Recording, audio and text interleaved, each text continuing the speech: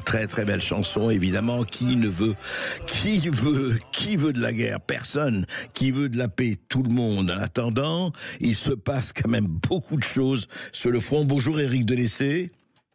Bonjour André Berkoff. Bonjour, je rappelle que vous êtes directeur du Centre français de recherche sur le renseignement, le CF2R. Et justement, tout ce qui se passe depuis quelques jours quand même pourrait donner le tournis à certains, vous voyez. Donc, on se retrouve avec Macron. Alors, le 9 mai, il y avait Macron, Frédéric Merz, Keir Starmer et le Premier ministre polonais Donald Tusk qui étaient en Ukraine, sur la place de l'Indépendance, le Maïdan à Kiev, pour à côté de Volodymyr Zelensky.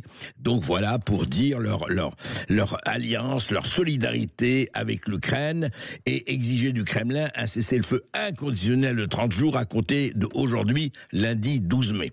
Et en même temps, il faut le dire, il y avait à Moscou, il y avait à Moscou le 9 mai l'immense défilé militaire du Kremlin avec Vladimir Poutine, le premier chinois Xi Jinping, le slovaque Robert Fico, beaucoup de présidents africains, des Nord-Coréens, etc., etc. Alors, qu'est-ce qui se passe? Parce que après ça, évidemment, ça continue. Alors, qu'est-ce qu'on fait? Eh bien, Emmanuel Macron a prévenu une conférence de presse à l'issue du sommet pro-Kiev, pro-Ukraine. En cas de violation, nous lancerons des sanctions massives et coordonnées entre Européens et Américains. Donc, encore une fois, augmentation des sanctions. Donc, cessez le feu de 30 jours, demande des Européens avec en tête Emmanuel Macron. La Russie dit, écoutez, non, il faut maintenant discuter. Et il faut discuter. Et Poutine dit, moi, je suis prêt à discuter en Turquie avec Volodymyr Zelensky. Les Européens disent pas question, écoutez, il faut d'abord le cessez-le-feu de 30 jours et puis après. Et enfin, patatras, hier, Volodymyr Zelensky, le président ukrainien, dit j'attends Vladimir Poutine à Ankara à partir de jeudi. Alors, Éric Delessé, c'est une partie de ping-pong, c'est quoi ce qui se passe ? Oui, je pense qu'il faut relativiser toute cette agitation. Alors, pour deux raisons d'abord, si on regarde les Européens, d'abord les Européens ont été exclus du jeu des négociations entre les États-Unis et la Russie, donc ils essaient de revenir. Oui. Et deuxièmement, voir que l'ensemble de ces dirigeants ont besoin, pour des raisons personnelles et sur un plan de politique intérieure, d'exister et de briller. C'est le cas de Merz qui a été élu beaucoup moins bien qu'il ne l'espérait. C'est bien sûr le cas de Macron, c'est bien sûr celui de Starmer et de Zelensky. Maintenant, il faut regarder les choses en face. Ce ne sont pas les Européens. Parce qu'aujourd'hui, les 4 pays qui sont le plus engagés, 2 n'appartiennent pas à l'Union européenne, l'Ukraine évidemment, et la Grande-Bretagne qui n'en fait pas partie. Oui. Ils sont 5. Les 3 autres, l'Allemagne, la France et la Pologne sont membres de l'Union européenne, mais on ne voit ni les Italiens, ni les Espagnols, ni les autres. Donc ça ne représente qu'une coalition de 4 États qui veulent soutenir l'Ukraine et absolument pas l'Union européenne. Ensuite, j'ajouterais que ce sont les États les plus anti-russes. Il n'y a pas besoin de le prouver pour les Britanniques. Il y a une vieille haine atavique des Britanniques à l'égard de la Russie. Et les Polonais, eux, ont de meilleures raisons de se méfier des Russes. Mais en tout cas, la France se retrouve aux côtés de l'Ukraine, de la Pologne, de la Grande-Bretagne et de l'Allemagne qui finalement n'est pas très brillante depuis quelques années. Oui.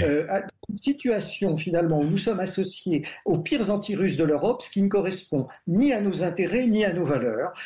J'insiste sur ce point parce que plus le temps passe, plus on a des révélations très intéressantes sur ce qu'est le régime de Kiev. D'une part, sur le plan des élections, Zelensky n'est plus le président légitime depuis plus d'1 an. Il a en plus décalé les prochaines élections législatives qui auront lieu avec 5 ou 6 mois de retard. Donc, il bafoue véritablement les règles démocratiques.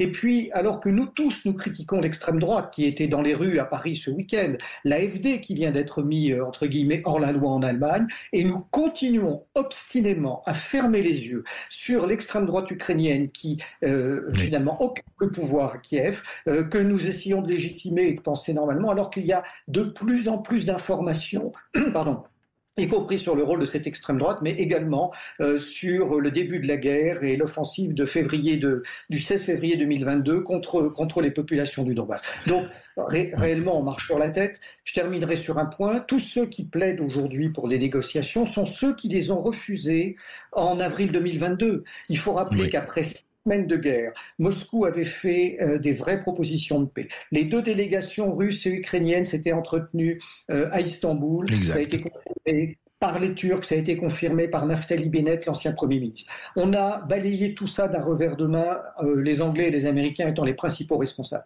Et aujourd'hui, ces gens accusent Poutine de ne pas vouloir négocier, alors qu'ils sont responsables finalement de la poursuite de cette guerre qui aurait pu être interrompue au bout de 6 semaines.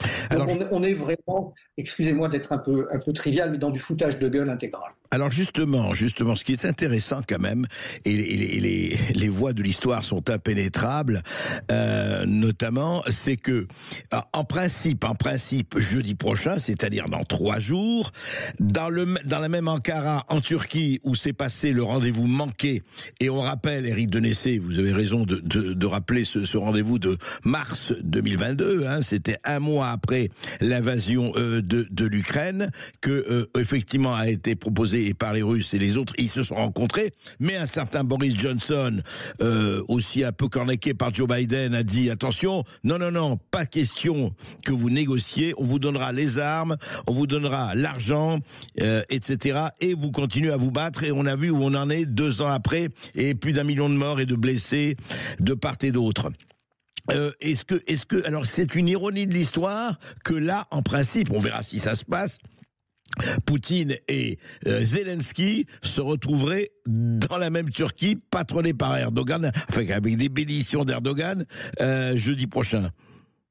Oui, alors c'est un peu une surprise, mais ça montre aussi, en tout cas d'une certaine manière, que le président russe est capable d'évoluer, puisque c'est lui qui propose la rencontre. Je vois dans les médias mainstream un certain nombre d'analystes, pour ne pas parler d'agiographes, qui sont en train de dire Zelensky met Poutine au pied du mur, mais c'est une interprétation qui est totalement stupide et partiale, puisque c'est Poutine qui propose ces négociations. Ça montre bien évidemment, tout le monde a intérêt à la fin de cette guerre. Pour les Russes, pas à n'importe quel prix, mais ça a un impact sur eux. Ce ne sont pas les menaces des soi-disant ultra-sanctions européennes, une nouvelle fois formulées par Emmanuel Macron et les autres chefs d'État, qui pèsent honnêtement. Ce sont des grenouilles qui essaient de se faire aussi grosses que le bœuf et qui n'en ont pas les moyens. On le voit aussi sur le traité qui est pour l'instant signé, mais qui n'est pas ratifié entre la France et la Pologne. Oui, on va en parler de ça, oui. Mais ce sont des attitudes totalement nous n'avons pas les moyens de cette politique. Voilà ce qui est important. Oui, alors Éric Denessé, c'est intéressant ce que vous dites, parce qu'on dit on va encore augmenter les sanctions si ça ne se fait pas. Vous dites que ça n'a aucun effet. On peut augmenter 10 fois les sanctions, ça ne changera rien à la réalité et du terrain et de ce qui se passe.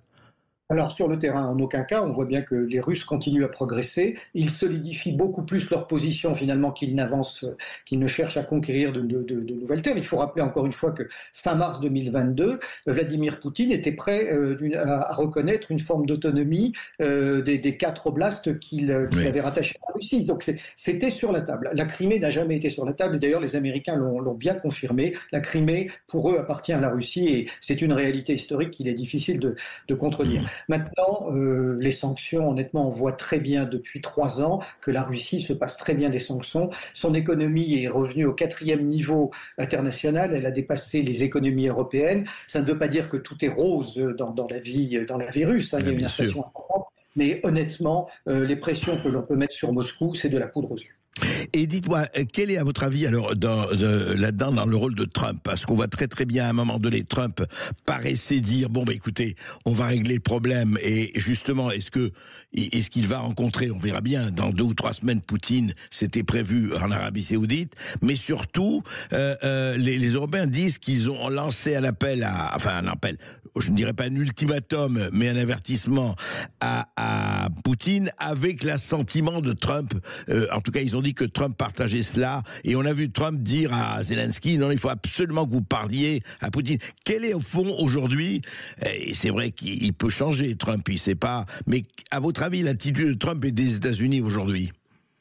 Alors d'abord, les États-Unis ont fait, à mon sens, une erreur, c'est qu'ils ont essayé de se poser comme médiateurs dans ce conflit, alors qu'ils étaient co-belligérants. Il faut rappeler qu'entre 2016 et 2020, pendant son premier mandat, Trump avait contribué à armer l'Ukraine. Donc pour les Russes, même s'ils voient bien qu'il y a un pas en avant qui est fait du côté des Américains, ils ont saisi cette chance, ils ont dialogué ensemble, les Russes se méfient d'abord. Ils n'oublient pas ce qui s'est passé entre 2016 et 2020, le soutien de Trump à l'armée ukrainienne, et puis surtout, vu qu'ils mesurent que Trump change régulièrement d'avis, ils sont obligés d'être méfiants, si ce n'est défiants. Prudent, oui, je comprends. Voilà. On le voit bien d'ailleurs avec les deux négociateurs qui sont envoyés vis-à-vis de Poutine, que ce soit le général Kellogg ou Serge Vitkov. L'un est beaucoup plus ouvert, je pense à Vitkov. Le général Kellogg lui-même est plus sur la position des néoconservateurs américains.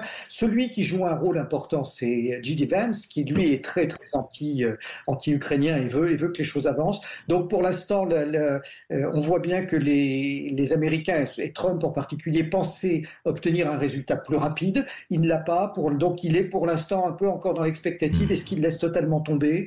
Mais le soi-disant soutien de Trump aux Européens, à mon avis, d'abord, doit être vérifié, et ce n'est absolument pas un soutien franc et massif. En fait, à votre avis, ça va quand même se jouer, à un moment donné, on ne sait pas, dans quelques semaines, dans quelques mois, entre Trump et Poutine, en Arabie Saoudite ou ailleurs. C'est là où ça va véritablement se jouer. Oui, à moins que Zelensky et Poutine n'arrivent à un accord, évidemment. Oui, je sais. Alors là, il y a une vraie inconnue.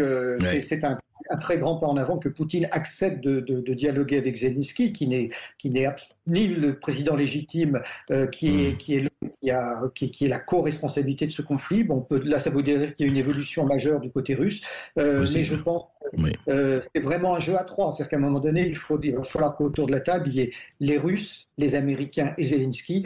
Les Européens, pour l'instant, ne pèsent rien, il faut le reconnaître, et il s'agit plutôt que de faire quoi que ce soit de constructif. Quand on voit à la fois les réunions qui ont lieu à Kiev, puis le lendemain à Londres, où tous ces gens passent un temps fou à discuter entre eux, on se demande ce qu'ils racontent, surtout quand on voit que les impératifs dans leurs nations respectives, et notamment en France, les enjeux, c'est plus important que l'Ukraine. Nous avons la sécurité intérieure face à la drogue et au rodéo à remettre en place. Nous avons la dette à résoudre, nous avons nos armées à renforcer, même si c'est pas la Russie qui est la principale menace. Donc aujourd'hui, voilà, le fait que ces dirigeants se polarisent sur la situation internationale montre aussi leur manque de légitimité et de moyens d'action sur la situation intérieure dans leurs pays respectifs. Et voilà, c'est pour ça que l'Europe n'est pas aujourd'hui à table, mais au menu. Et c'est assez triste de le dire. Merci Eric Dénessé.